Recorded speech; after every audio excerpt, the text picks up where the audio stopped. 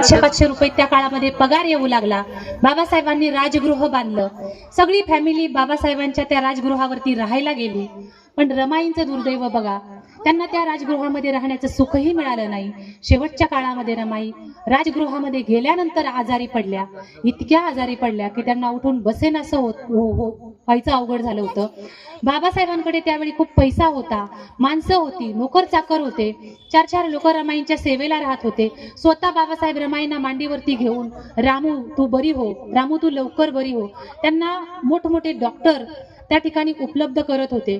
त्यांना स्वतःच्या हाताने बाबासाहेब ज्यूस वगैरे पाजत होते. रमाई वाचल्या पाहिजे, सगळा समाज दुआ करत होता. आणि तरीही एखाद्याचे हाल किती असावेत आणि ते शेवटापर्यंत त्यांचा पिच्छा कसा पुरवत असावेत. रमाईंना शेवटच्या काळामध्ये राजगृहामध्ये असून देखील त्या सुंदर घरामध्ये राहण्याचं सुख त्यांच्या आजारामुळे मिळालं नाही.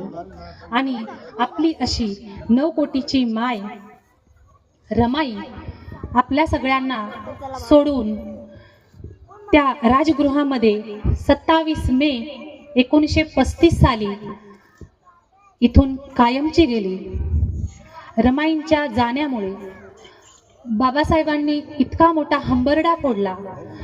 रमाई गेल्यानंतर बाबासाहेब हमसून हमसून रडायचे. रमाईंनी किती काय काय सोसलं, त्या दुःखाची उजळणी करत बाबासाहेब नुसतेच रडायचे. रामू आता तू मला हवी होती ग, रामू तुझी मला गरज आहे ग, रामू परत ये ग, रामू अशी कशी गेलीस ग, रामू थोडा तर दम काढायचा होतास ग, रामू तुझ्याशिवाय मी अधुरा आहे ग, रामू रामू यशवंतासाठी परत ये, रामू नको जाऊस. बाबासाहेब खूप रडले, खूप रडले. त्यानंतर रमाईंच्या जाण्यानंतर 1940 साली बाबासाहेबांनी थॉट्स ऑफ पाकिस्तान नावाचा ग्रंथ, ज्यामध्ये भारत पाकिस्तानची जी विभागणीची जी स्थिती आहे ती बाबासाहेबांनी लिहिली होती. बाबासाहेबांनी थॉट्स ऑफ पाकिस्तान हा ग्रंथ आपल्या प्रिय रामूला, रमाईला समर्पित केला.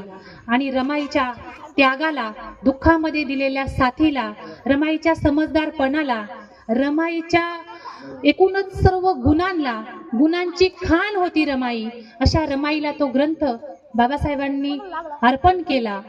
आणि रमाईंना आपण आज या ठिकाणी, मी कुठल्याही महिलेचा, कुठल्याही पुरुषाचा, कुणाचाही अपमान करणार नाही, सगळ्यांशी प्रेमाने वागेन. रमाई तुझ्यासारखीच माझ्या संसारामध्ये मी बचत करण्याचा प्रयत्न करन, घरातल्यांची मनं राखण्याचा प्रयत्न करन. हा, घरातले जर मी मनं राखून पण त्रास देत असतील ना, तर माझ्या बापाचं संविधान आहेच. त्रास देत असतील तर बरं का, नुसताच फायदा नाही घ्यायचा.